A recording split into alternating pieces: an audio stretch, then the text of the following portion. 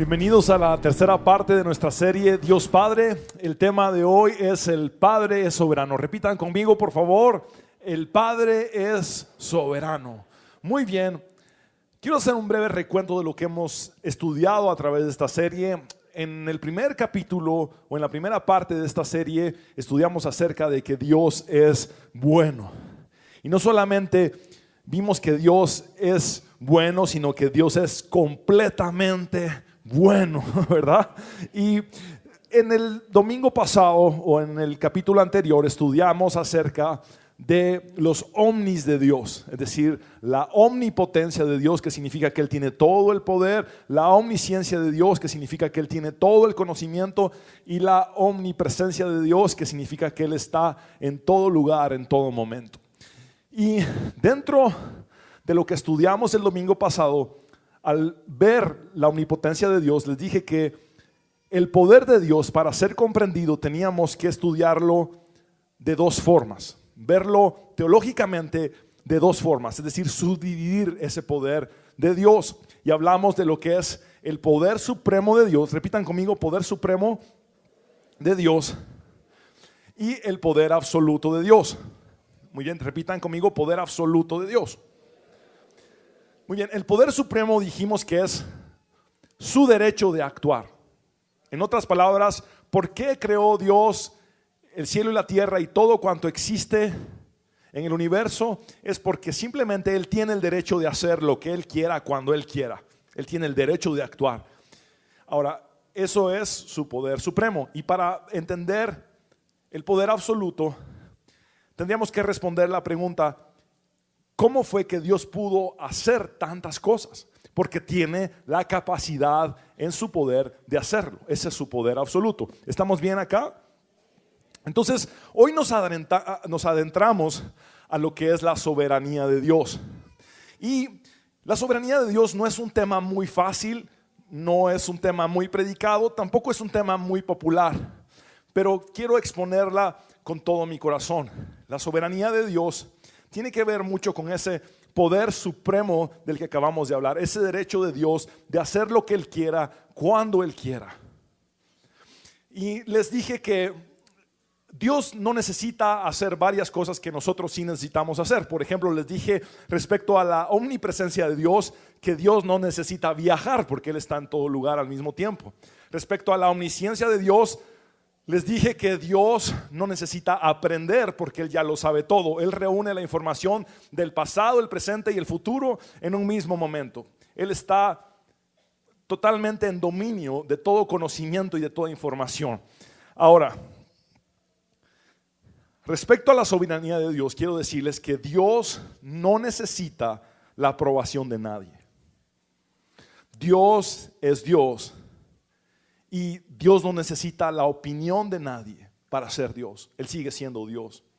Dios no necesita que alguien diga que Él es bueno para ser bueno, por ejemplo. Dios no necesita que alguien diga que Dios es justo para ser justo, porque Él ya lo es. Él es Dios y no depende de nuestras opiniones.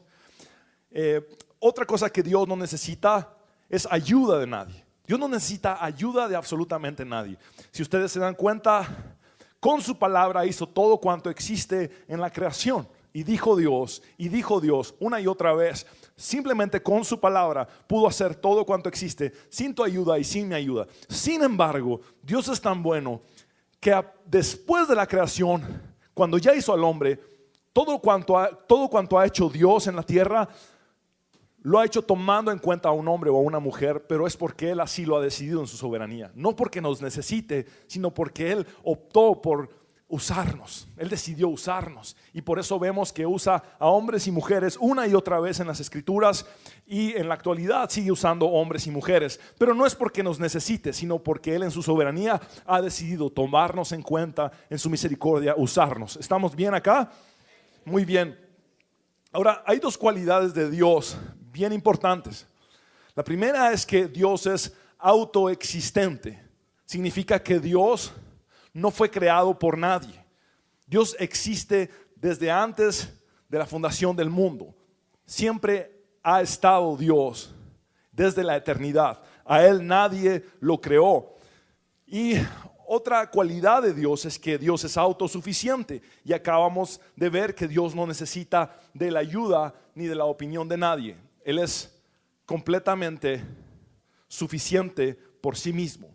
Ahora, tengo un concepto de soberanía de Dios de un diccionario teológico, y dice que es el derecho inalienable de Dios de hacer su voluntad. La palabra voluntad la podemos también entender como deseo. Dios puede hacer su voluntad o hacer su deseo con su creación y con cada una de sus criaturas. Esto implica que Él no puede ser coaccionado por ninguna influencia ajena. Quiere decir que Dios no es manipulable, no podemos manipular a Dios. Y asimismo que tiene la capacidad de ejercer su derecho según su voluntad. Él tiene el derecho de hacer cuanto quiera, donde quiera. Insisto en esto. Ahora, ¿saben que les dije al principio que no es tan popular el tema de la soberanía de Dios? Y es porque ya estaba advertido en la palabra de Dios por medio del apóstol Pablo. A mí me encanta Primera y Segunda de Timoteo, me encantan porque son las cartas que Pablo escribió para un pastor. Y cada vez que un pastor necesita orientarse, puede acudir a Primera y Segunda de Timoteo. Allí están las instrucciones muy claras y muy específicas para un pastor joven, como lo era Timoteo, de un apóstol muy experimentado llamado Pablo.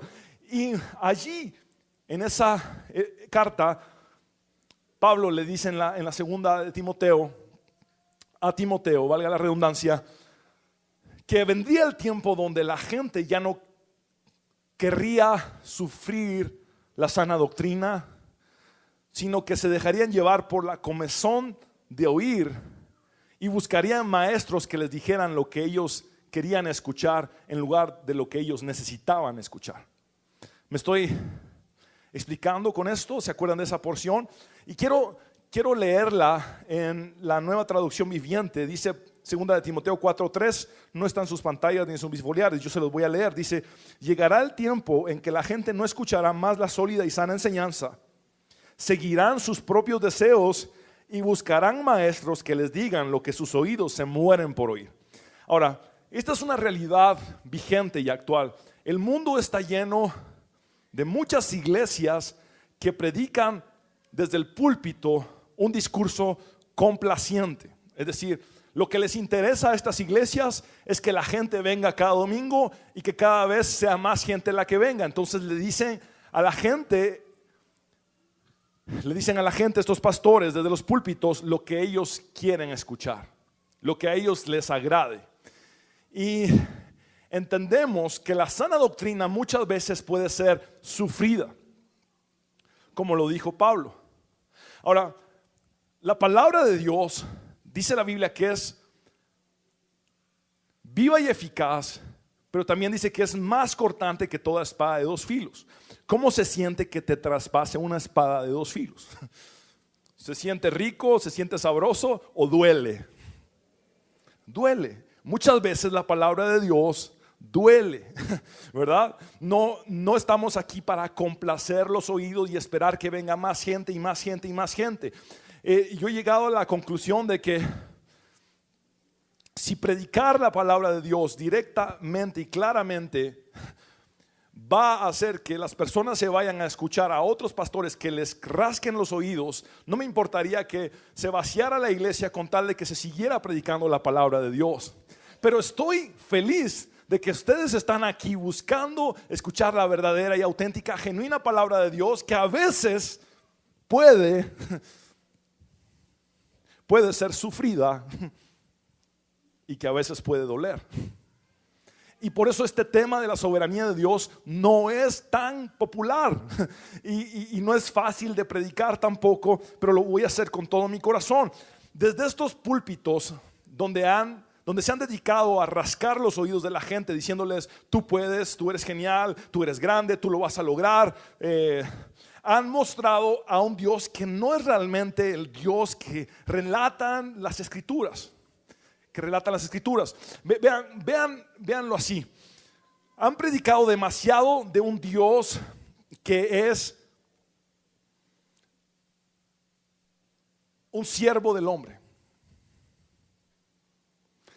es como que fuera un Dios que está para servirnos a nosotros en lo que nosotros queremos.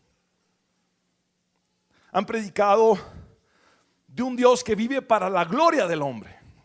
Dios vive para levantarme a mí. Han predicado de un Dios que es permisivo. No se preocupe, siga pecando, Dios es misericordioso, su gracia está sobre usted, siga pecando, hermano, pero siga viniendo a la iglesia y siga dando su ofrenda, pero siga pecando, no tenga pena. Porque el interés no es sufrir la sana doctrina, no es que a veces la palabra de Dios duela y traspase, sino tener multitudes y ser famosos. ¿Me estoy explicando en esto? Y entonces presentan a un Dios que existe a expensas de los planes del hombre. Y yo les dije en una ocasión que mucha gente no ora a Dios, sino que oran a su concepto equivocado de Dios. Les dije que mucha gente no adora a Dios, sino a su propio concepto equivocado de Dios. Y que lo peor de todo es que había gente que no predicaba a Dios, sino a su propio concepto equivocado de Dios. Y por eso es necesario acudir a la esencia de lo que Dios es, y para eso tenemos que conocer sus atributos. El problema de meter tanto humanismo en los púlpitos de las iglesias es que hemos humanizado a Dios, y Dios no es hombre como nosotros.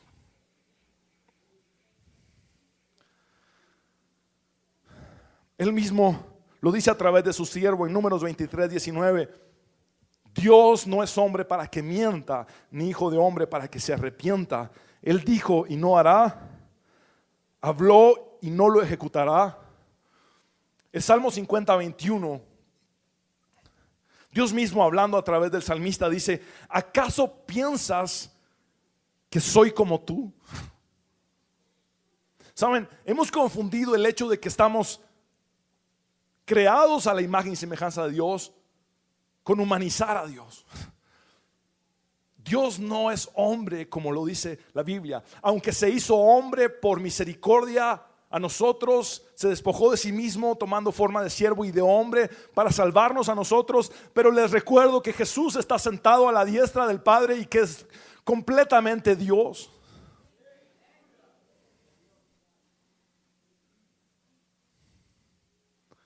Que en Él habita la plenitud de la deidad, como lo dice Colosenses. Así es que no nos confundamos.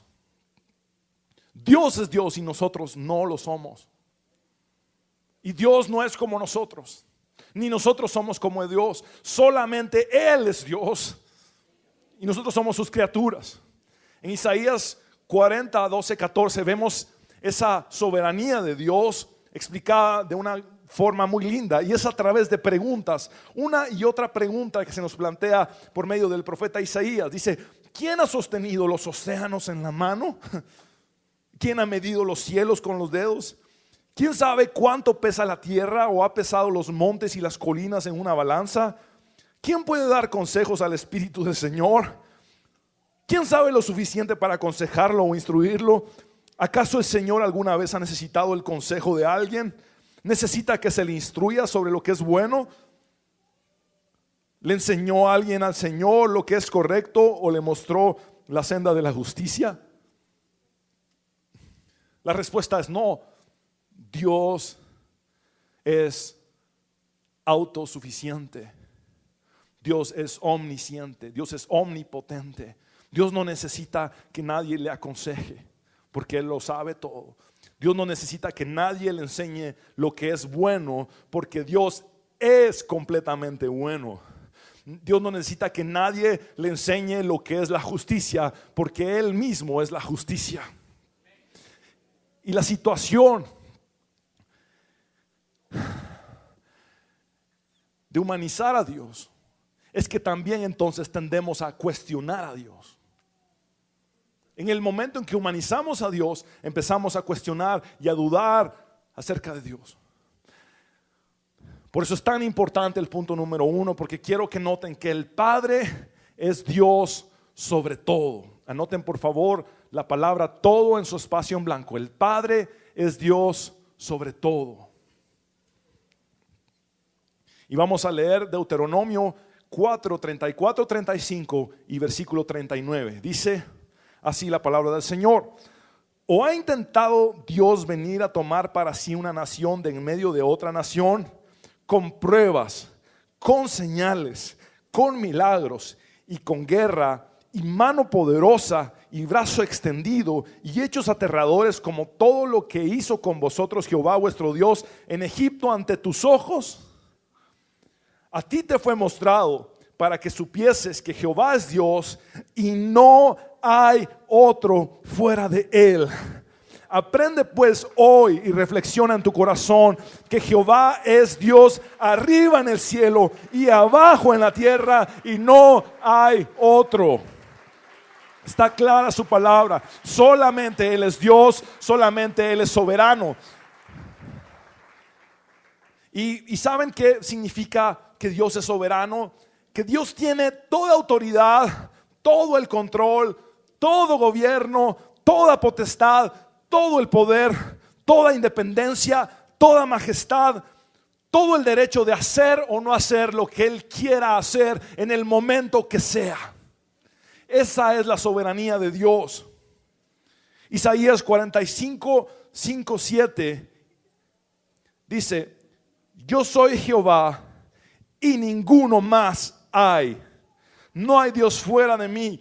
Yo te ceñiré aunque tú no me conociste, para que se sepa desde el nacimiento del sol y hasta donde se pone que no hay más que yo Jehová, y ninguno más que yo. El versículo 7 es clave para entender la soberanía de Dios. Por favor, léanlo con mucha atención. Es más, léanlo en voz alta conmigo. Que formo la luz y creo las tinieblas, que hago la paz y creo la adversidad. Yo Jehová soy el que hago todo esto. Más claro no puede estar. Vamos a verlo en la Nueva Versión Internacional. Se lo voy a leer. Dice: yo formo la luz y creo las tinieblas. Traigo bienestar y creo calamidad.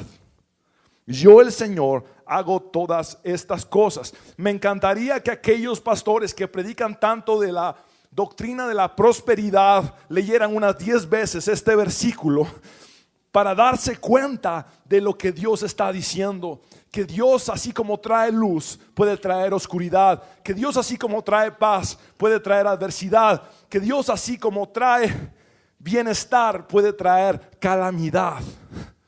Pastor, usted me está diciendo que estos huracanes que hemos tenido últimamente en Guatemala, Dios los ha mandado. Claro que sí, Él está en control de absolutamente todo. Él es Dios soberano que rige el universo y está en control también de los fenómenos de la naturaleza. Ahora, que te guste o que me guste, no importa. Que lo entendamos tampoco importa. Pero sí tenés que saber algo. Dios es soberano y Él sabe lo que hace y cuándo lo hace.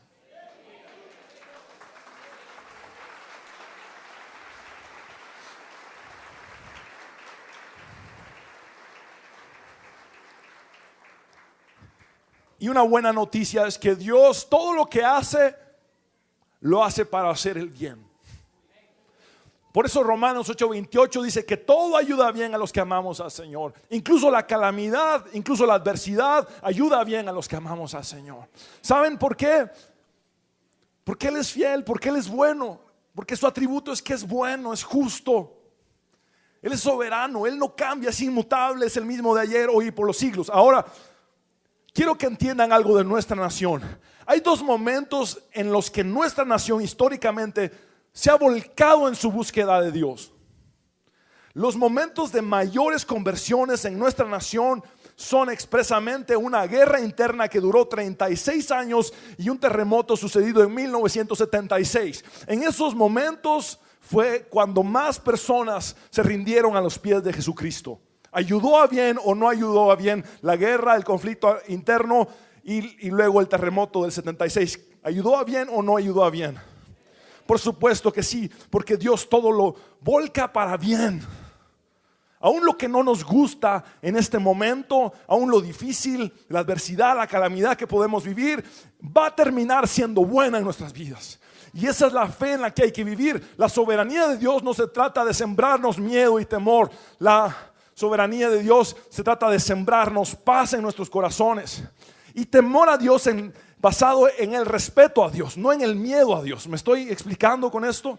Muy bien. Ahora, veamos por favor el versículo 12. Yo hice la tierra y creé sobre ella al hombre. Yo, mis manos, extendieron los cielos y a todo su ejército mandé. Porque así dijo Jehová que creó los cielos.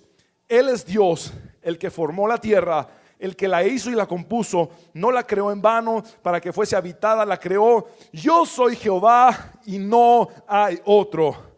Mirad a mí y sed salvos todos los términos de la tierra, porque yo soy Dios y no hay más. Isaías 46, 9 y 10 dice: recuerden las cosas pasadas, aquellas de antaño. Yo soy Dios y no hay ningún otro. Yo soy Dios y no hay nadie igual a mí. Yo anuncio el fin desde el principio, desde los tiempos antiguos, lo que está por venir. Yo digo, mi propósito se cumplirá y haré todo lo que deseo. Esa es soberanía de Dios. Él puede hacer todo lo que Él quiera.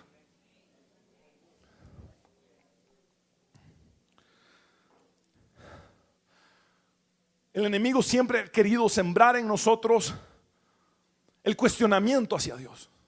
Una y otra vez. Si Dios es bueno, ¿por qué estás pasando esto? Si Dios es fiel, si Dios permanece fiel, ¿por qué estás sufriendo lo que estás sufriendo? Una y otra vez. Esa es su forma de actuar. Él quiere poner en cuestionamiento la soberanía de Dios, la bondad de Dios, la grandeza de Dios.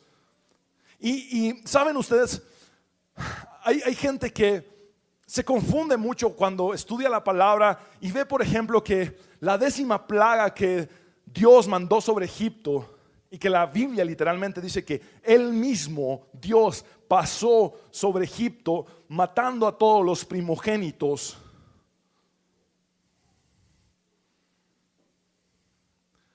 Excepto aquellos que habían puesto la sangre del cordero en los dinteles de sus puertas.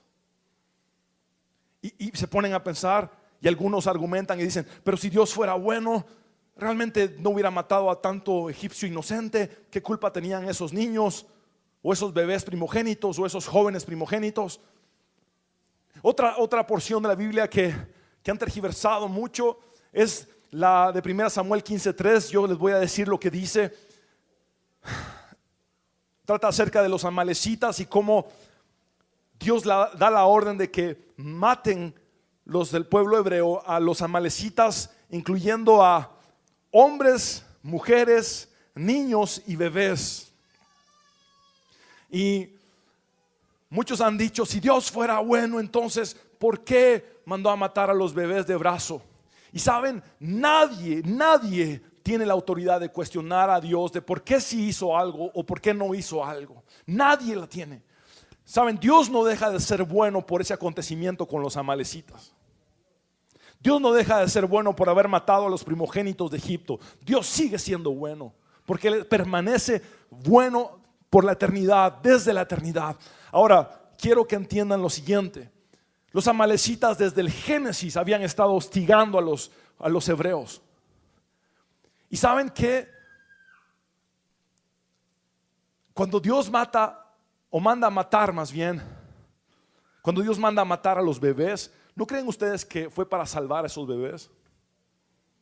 Que si esos bebés hubieran crecido, hubieran aprendido toda la iniquidad de los amalecitas, sus padres, y que hubieran odiado al pueblo de Dios. ¿No creen que Dios pudo salvar por lo menos a la última generación de los amalecitas, salvando a esos bebés inocentes y teniéndolos hoy en el cielo con Él? Pero a veces para nosotros es más fácil cuestionar y dejamos que los dardos del enemigo vengan una y otra vez. Dios es soberano y no depende su bondad de la opinión de ningún teólogo. Él sigue siendo bueno. Y es importante que lo veamos así. El punto número 2 es que el Padre tiene toda autoridad. El Padre tiene toda autoridad. Por favor, anoten la palabra autoridad en su espacio en blanco. Y vamos a ver la historia de Nabucodonosor en Babilonia. Nabucodonosor fue uno de los reyes quizá más exitosos. El imperio de Babilonia fue inmensamente grande y era el rey que estaba sobre todo el imperio de Babilonia. Él estaba en toda esa autoridad, entre comillas, y en toda esa gloria, entre comillas, que podía tener uno de los reyes más admirados por toda la historia de la humanidad, Nabucodonosor, en el reino de Babilonia. Ahora, este Nabucodonosor tuvo un sueño que fue interpretado por Daniel, y vamos a verlo en Daniel 4, versículo 4. Yo, Nabucodonosor, estaba tranquilo en mi casa y floreciente en mi palacio. Hagamos una pausa aquí. Quiere decir que tenía éxito, que era reconocido, que tenía autoridad, que tenía poder, que tenía riquezas. Estaba floreciente en su palacio. Versículo 5. Vi un sueño que me espantó, y tendido en cama, las imaginaciones y visiones de mi cabeza me turbaron. Entonces no había quien interpretara este sueño hasta que llegó Daniel, y Daniel le da la interpretación en el versículo 24. Esta es la interpretación, oh rey, y la sentencia del Altísimo que ha venido sobre mi señor el rey: que te echarán de entre los hombres, y con las bestias del campo será tu morada, y con hierba del campo te apacentarán como a los bueyes, y con el rocío del cielo serás bañado, y 7 tiempos pasarán sobre ti hasta que conozcas que el Altísimo tiene dominio en el reino de los hombres, y que lo da a quien él quiere. Voy a repetir esa última frase. Dice: hasta que conozcas que el Altísimo tiene dominio en el reino de los hombres, y que lo da a quien él quiere. En otras palabras, el Altísimo no solamente tiene autoridad en el cielo, sino también sobre los hombres, sobre el reino de los hombres. Y Nabucodonosor tuvo que aprender esa lección. 12 meses después de que Daniel interpretó este sueño de Nabucodonosor, Nabucodonosor estaba en la terraza del palacio real, contemplando a toda Babilonia y gloriándose de todos sus logros, de las conquistas, de las riquezas, y diciendo: qué grande es Babilonia y cuán grande soy yo, el rey de Babilonia. Cuando de repente una voz del cielo le dijo: Nabucodonosor, el reino ha sido quitado de ti. En ese momento Nabucodonosor perdió la cordura y fue literalmente echado de entre los hombres para vivir en el campo entre los animales. Se había vuelto loco y empezó a comer el mismo pasto que comían las vacas, el mismo pasto que comía el ganado. Y estuvo así por los 7 tiempos de los que habló Daniel. Al pasar estos 7 tiempos, Nabucodonosor tuvo la capacidad de recapacitar y mirar nuevamente hacia el cielo y reconocer que solamente hay una autoridad sobre los hombres, y esa es la autoridad de Dios. Miren por favor Daniel 4, 34, 35. Mas al fin del tiempo, yo, Nabucodonosor, alcé mis ojos al cielo, y mi razón me fue devuelta, y bendije al Altísimo, y alabé y glorifiqué al que vive para siempre, cuyo dominio es sempiterno, quiere decir que es para siempre, y su reino por todas las edades.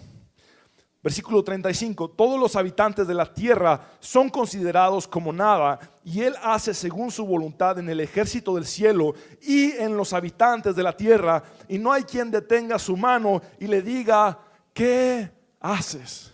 En otras palabras, no hay quien pueda cuestionar a Dios. Ni siquiera los reyes de la tierra con mayores riquezas pueden cuestionar a Dios.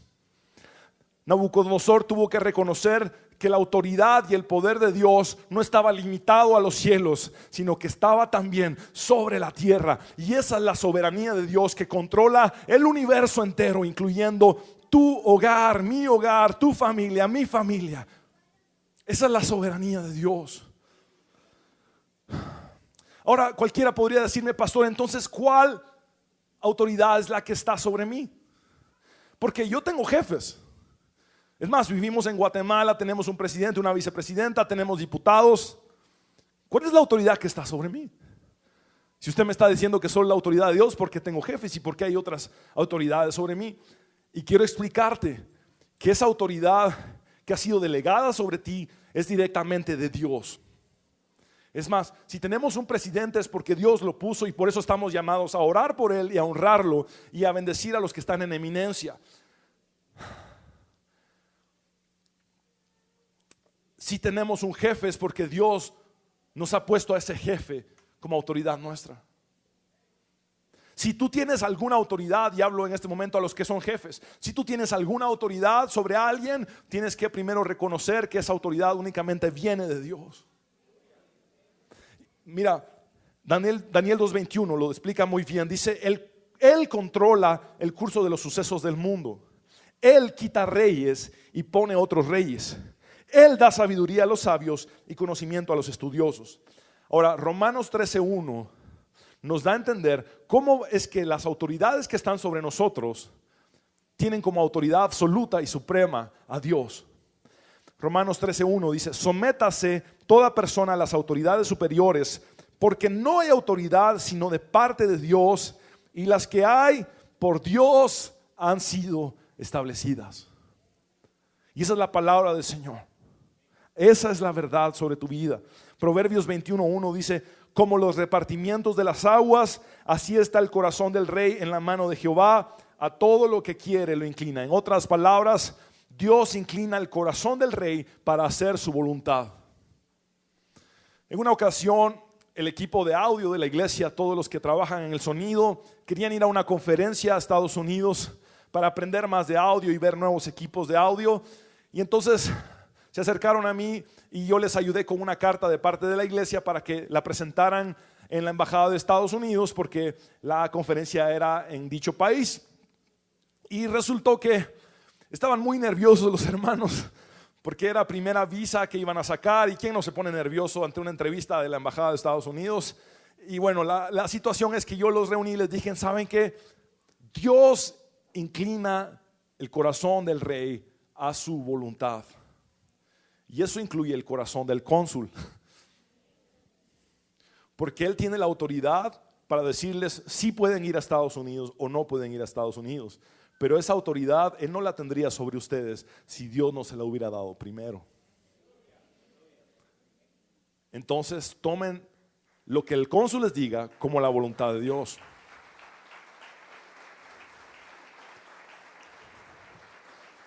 De la misma manera sucede con tu jefe. ¿Tú crees que tu jefe tiene la potestad de alterar el rumbo de tu vida? Es Dios. Es Dios que inclina el corazón de tu jefe para que tú hagas su voluntad. De esa forma es que opera la autoridad de Dios sobre nosotros. Es Dios el que inclina el corazón de nuestro presidente para que haga su voluntad. Es Dios el que inclina el corazón de nuestra vicepresidente para que haga su voluntad. El punto número 3 es que el Padre establecerá su plan. El Padre establecerá su plan. Por favor, anota la palabra plan en el espacio en blanco. El Padre establecerá su plan. ¿Se acuerdan cuando estudiamos la serie de la voluntad de Dios? Vimos acerca de que la voluntad de Dios, para ser comprendida por nosotros, debe de ser subdividida en 3. La voluntad soberana de Dios, que es todo lo que Dios ya decidió hacer desde antes de la fundación del mundo. La voluntad moral de Dios, que es lo que está escrito en su palabra, sus mandamientos, sus estatutos, sus preceptos, todos los deseos de Dios para nosotros, que caminemos en santidad. Toda esa es la voluntad moral de Dios. Y por otro lado está la voluntad personal de Dios, que ya es la voluntad específica. ¿Con quién te vas a casar? ¿Con quién te casaste? ¿Cuántos hijos vas a tener? ¿Qué carrera seguiste o qué carrera vas a seguir? ¿En dónde vas a trabajar? Esa es la voluntad personal de Dios. Pero en este momento quiero adentrarme en la voluntad soberana de Dios, que es eso que Él ya estableció desde antes de la fundación del mundo y que va a suceder sí o sí. Dios lo va a hacer sí o sí. Y quiero que miren cómo nosotros, aunque pensamos tener nuestros planes personales, no cuentan delante de Dios realmente. Y yo sé que es algo duro lo que les estoy diciendo, pero la Biblia es bastante directa en opinar respecto a nuestros planes egoístas y personales, diciéndonos que hay un plan soberano y hay un plan eterno y un plan perfecto de Dios sobre nosotros. Vean por favor Santiago 4, 13, 16. Dice: presten atención ustedes que dicen: hoy o mañana iremos a tal o cual ciudad y nos quedaremos un año. Haremos negocios allí y ganaremos dinero. ¿Cómo saben que será de su vida el día de mañana? La vida de ustedes es como la neblina del amanecer. Aparece un rato y luego se esfuma. Lo que deberían decir es: si el Señor quiere, viviremos y haremos esto o aquello. De lo contrario, están haciendo alarde de sus propios planes y semejante jactancia es maligna. Cuando yo hago alarde de mis propios planes, estoy haciendo algo que está mal. Por eso, cuando se predica desde púlpitos que la función de Dios es apoyarte con tus propios planes, se está confundiendo gente. Muchos piensan que Dios solo existe para apoyarlos.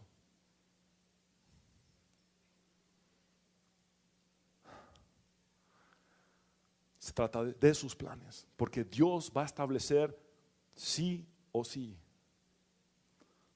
su plan en su voluntad soberana.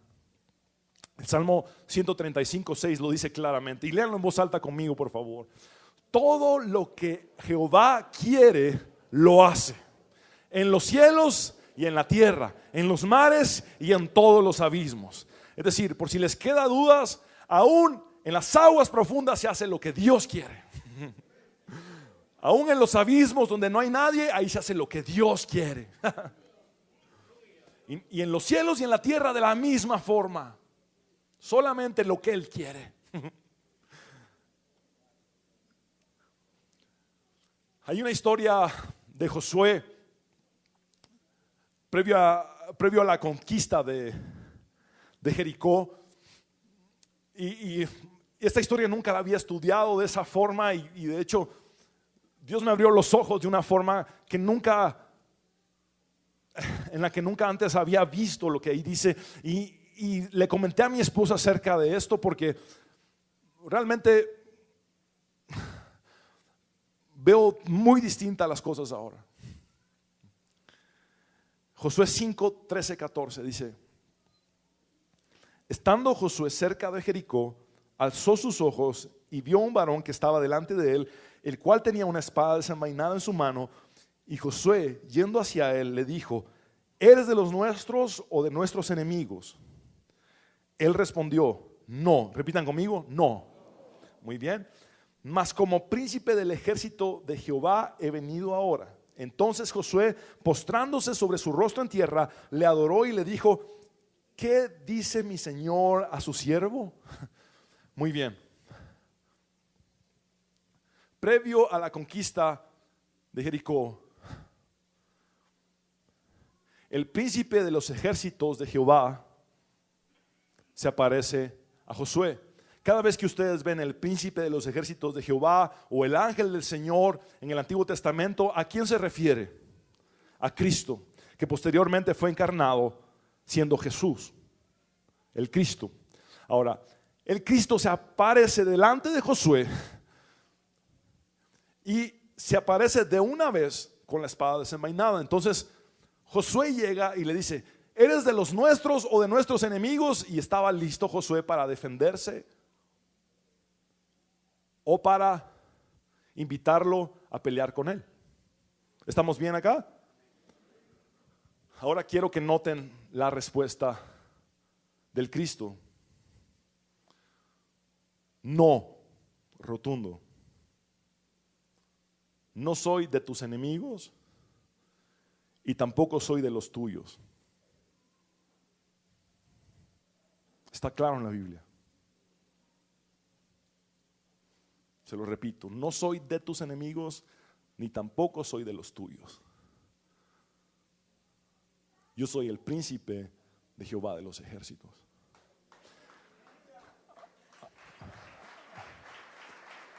Ahora, entiéndanlo así de esta forma. Josué yo no soy de tus enemigos y tampoco soy de los tuyos. Josué, tú eres de los míos. Josué, tú eres de los míos. Porque Dios no es nuestro siervo. Nosotros somos sus siervos. Josué no estaba peleando buscando la ayuda de Dios. Josué estaba librando la batalla que Dios ya había ganado. ¿Me estoy explicando? Amén. Esa es la realidad de nosotros como creyentes. Dios no está a nuestro servicio. Nosotros somos de Él y somos sus siervos. Nosotros estamos al servicio de Él. Dios no está buscando satisfacer nuestros planes. Dios está buscando establecer sus planes perfectos en nuestras vidas. Así es como funciona. Así es como funciona. Ahora, nuestro Dios soberano no le teme a nadie, no le teme a nada. Israel le temió al gigante Goliat, Gedeón le temió a los madianitas y Sansón le temió a los filisteos y especialmente al barbero de los filisteos. Pero Dios no le teme a nadie. Nuestro Dios soberano no le teme a nadie. Vean Salmos 2:1-4, dice: ¿por qué se amotinan las gentes y los pueblos piensan cosas vanas? Se levantarán los reyes de la tierra y príncipes consultarán unidos contra Jehová y contra su ungido, diciendo: rompamos sus ligaduras y echemos de nosotros sus cuerdas. Y vean la reacción de Dios en el versículo 4: el que mora en los cielos se reirá, el Señor se burlará de ellos. Dios no le tiene miedo a nadie ni a nada, porque Él es soberano, Él es sobre todo. Ahora, alguien podría preguntarse: pastor, si Dios siempre va a hacer lo que Él quiere, ¿para qué oramos? ¿Para qué orar si de todas formas lo que va a pasar es lo que Dios ya estableció? Y déjame explicarte lo siguiente. Por eso fue que Jesús, cuando nos enseñó a orar, dijo muy claramente: cuando oren, díganle al Padre que venga su reino y que se haga su voluntad, así como en los cielos, también en la tierra.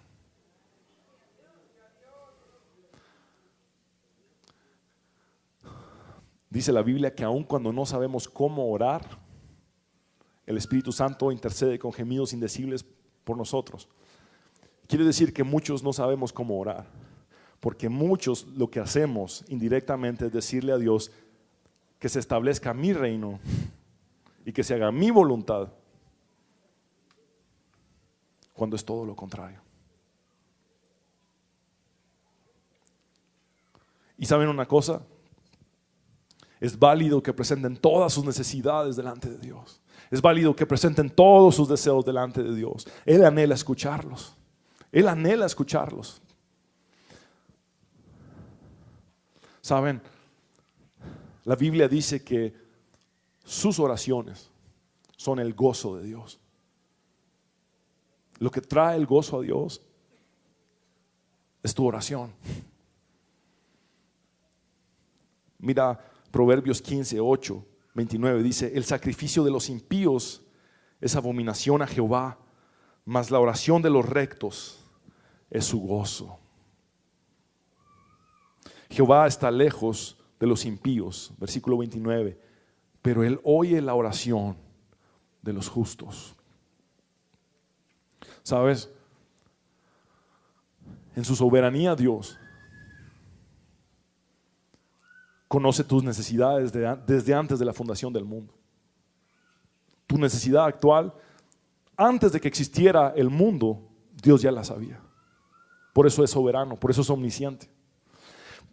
El salmista dice en el Salmo 139 que antes de que las palabras estén en tu boca, Dios ya sabe lo que tú vas a decir. Quiere decir que Él ya conoce tu necesidad. Antes de que tú ores por algo que necesitas, Dios ya sabe qué es lo que vas a pedirle. Y te lo pongo de esta forma: Dios ya tiene la respuesta a tu necesidad desde antes de la fundación del mundo. Tu necesidad actual en Dios ya está resuelta desde antes de la fundación del mundo. Por eso cuando oras, provocas gozo en Dios. Él anhela escucharte. Sigue orando, sigue pidiéndole lo que tú necesitas. El punto número 4 y final, esa manera de pregunta: ¿forzará Dios su plan sobre mí? ¿Forzará Dios su plan sobre mí?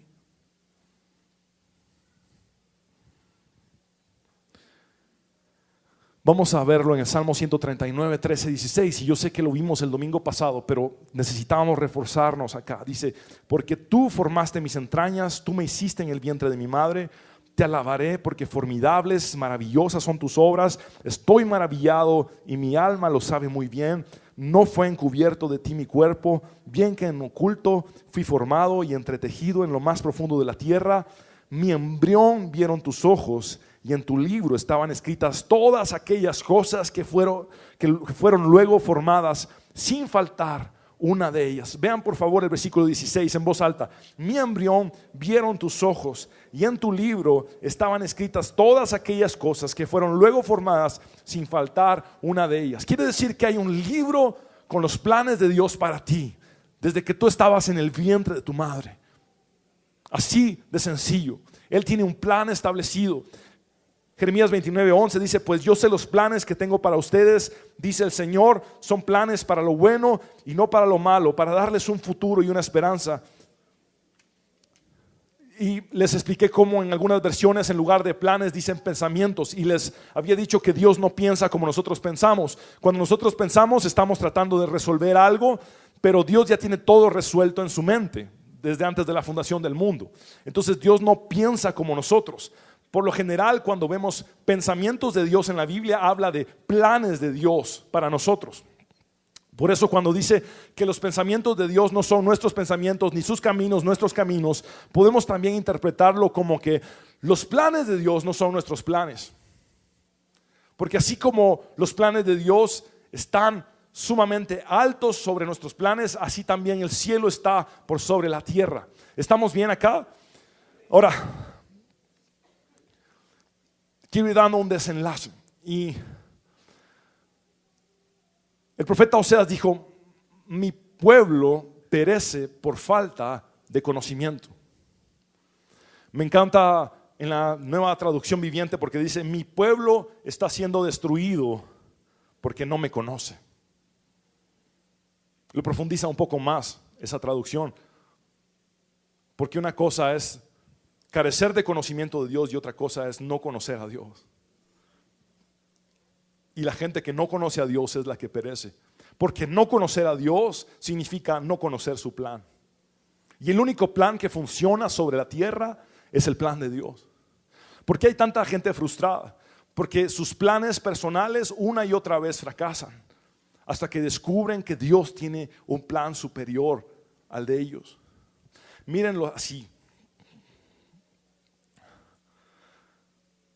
Sus planes para ustedes son perfectos y son los mejores, pero la única forma de conocer sus planes es conociéndolo a Él primero. Yo no podía saber los sueños de mi esposa, los deseos de mi esposa, los anhelos de mi esposa, los planes de mi esposa. Yo no podía saberlos si no la conociera a ella primero. De la misma forma funciona con Dios. Y hay 3 personas en la Biblia que nos van a dar la respuesta a si forzará Dios su plan sobre nosotros o no. La primera es Esther. Esther tuvo la oportunidad de que Dios la usara para librar a los judíos. Y vean la palabra clave aquí, por favor: oportunidad. Repitan conmigo: oportunidad. Esther 4, 13, 14 dice: Mardoqueo, el tío de Esther, le envió la siguiente respuesta a Esther: no te creas que por estar en el palacio escaparás cuando todos los demás judíos sean asesinados.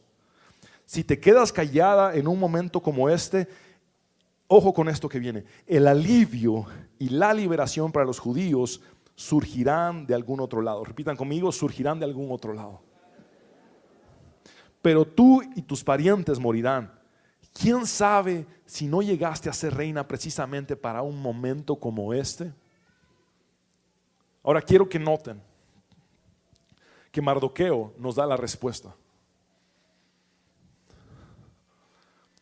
Ruth, quiero que sepas que Dios va a liberar a los judíos, sí o sí, porque Él ya lo estableció en su voluntad soberana. Pero Dios te ha dado la oportunidad de que, habiendo sido tú campesina, hallaras gracia delante del rey y te convirtieras en una reina. Y ahora que estás en el palacio y tienes influencia sobre el rey, Dios te va a usar si vences el temor, arriesgando tu vida para salvar a tu propio pueblo. Pero de todas formas tienes que saber, Esther, que si tú no lo haces, de algún otro lado Dios sacará la solución que el pueblo necesita. ¿Me estoy explicando? El plan de Dios se va a llevar a cabo sí o sí. Está en ti decidir si vas a ser parte de ese plan o si te vas a hacer a un lado y solamente vas a observar lo que Dios hace usando a otros cuando a ti te había dado la oportunidad. ¿Me estoy explicando? El caso de María, se apareció el ángel y le dijo: salve muy favorecida. Ella recibió la oportunidad de llevar a Jesús en su vientre, al Hijo de Dios en su vientre. En Lucas 1:34 dice: pero ¿cómo podrá suceder esto?, le preguntó María al ángel. Soy virgen. María respondió: soy la sierva del Señor, que se cumpla todo lo que has dicho acerca de mí. Y el ángel la dejó. Es decir, el ángel se aparece y le dice a María: eres favorecida delante de Dios y esto es lo que Dios quiere hacer, pero quiero escuchar cuál es tu respuesta a lo que Dios quiere hacer. Y María dice entonces: hágase conmigo conforme a todo lo que Dios quiere. Y esa es la clave para ser parte de lo que es el plan soberano de Dios en este mundo. El estar dispuesto y decirle a Dios: sí, aquí estoy. El mismo caso de Jesús en el Getsemaní. Jesús se hizo 100% hombre, y esto es algo que tienen que entender. Él se despojó de sí mismo, tomando forma de siervo y de hombre, viniendo al mundo a nacer a un pesebre, haciéndose un bebé completamente, un niño, un adolescente, un adulto, 100% hombre, completamente dependiente mientras estuvo en la tierra al Espíritu Santo. Por eso cuando Él se bautizó, vino el Espíritu Santo sobre Él, ¿se acuerdan? Porque Él era completamente dependiente al Espíritu Santo, porque era 100% hombre, aunque ahora está exaltado hasta lo sumo a la diestra de Dios Padre y es Dios. Pero en ese momento, en el Getsemaní, Él le dijo a su Padre: sé lo que tú quieres que yo haga, pero ¿habrá alguna otra forma? ¿Alguna otra manera? Si es posible que pase de mí esta copa, y lo dijo 3 veces. Si es posible que pase de mí esta copa, si es posible que pase de mí esta copa. Pero también siempre dijo: pero que no se haga mi voluntad, sino la tuya. Ahora, Jesús se topó de frente con la soberanía de Dios Padre.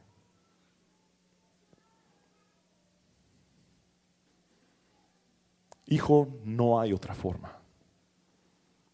La única forma para salvarlos a ellos es que des tu vida en la cruz. Y entonces Jesús, por amor, entregó su vida para salvarnos a nosotros. Pero quizá tú estés en una situación similar, diciéndole a Dios: ¿no habrá otra forma? ¿No habrá otra manera de resolver esto, de solucionar esto? Y te has topado de frente con la soberanía de Dios, que te dice: hijo, hija, no la hay. El único camino es el que yo te mostré, y es el camino angosto, tal vez el más difícil, pero el más efectivo, el que te va a conducir a esa vida en abundancia, a esa vida que tanto has anhelado.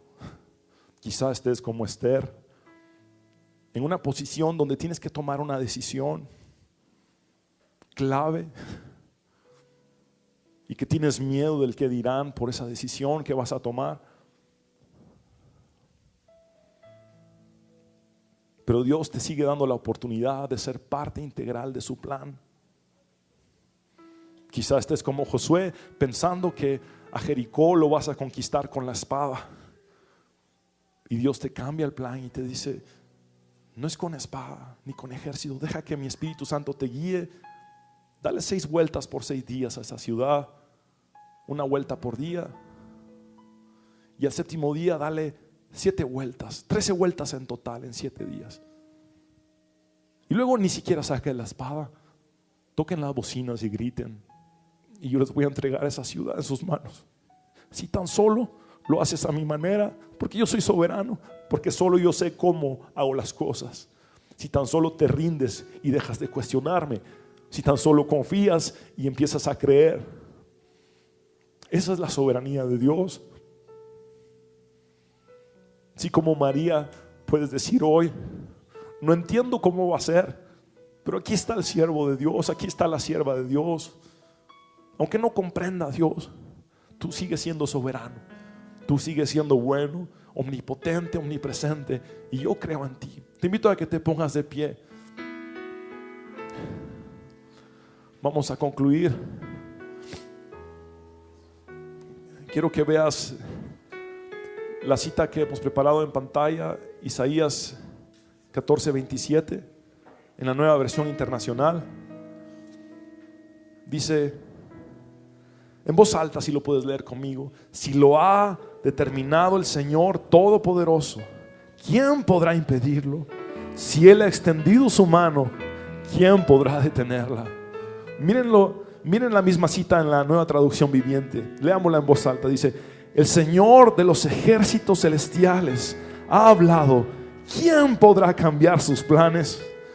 Cuando levante su mano, ¿quién lo podrá detener? Ese es nuestro Dios soberano, el Dios que tiene control absoluto de tu vida, de tu matrimonio, de tu familia, de tus hijos, de tu esposa, de tu trabajo, de tu ministerio, de todo lo que tú eres. Hoy es tiempo de confiar en Él y rendirte a su soberanía. Es tiempo de dejar de cuestionar y rendirte por completo a su soberanía. Es tiempo de dejar de tener tus planes egoístas y decirle a Dios: me interesan solamente tus planes. Cierra los ojos, cierra tus ojos. Vamos a orar. Quiero dirigirme a ti, hombre y mujer, que necesitas a Cristo en tu corazón. Tú que has venido a este lugar necesitado de un encuentro personal con Jesús. Este es el momento en el que Dios puede transformarte, cambiarte, restaurarte, redimirte. Jesús quiere perdonar tus pecados. Por eso murió en la cruz, para este momento contigo, para este momento contigo. Si tan solo abres tu corazón, Él está llamando a la puerta de tu corazón. Abre tu corazón. Dile al Señor que entre. Haz esta oración de fe conmigo. Dile: Señor Jesús, te necesito. Dile con todo tu corazón: Señor Jesús, te necesito. Ven a mi corazón, cámbiame, transfórmame. Reconozco que moriste en la cruz para perdonar mis pecados y que resucitaste al 3er día para darme la victoria. En tu nombre, Jesús, hemos orado. Y quisiera que por favor aquellas personas que han hecho esta oración por primera vez, rápidamente, donde están en sus lugares, levanten su mano bien en alto.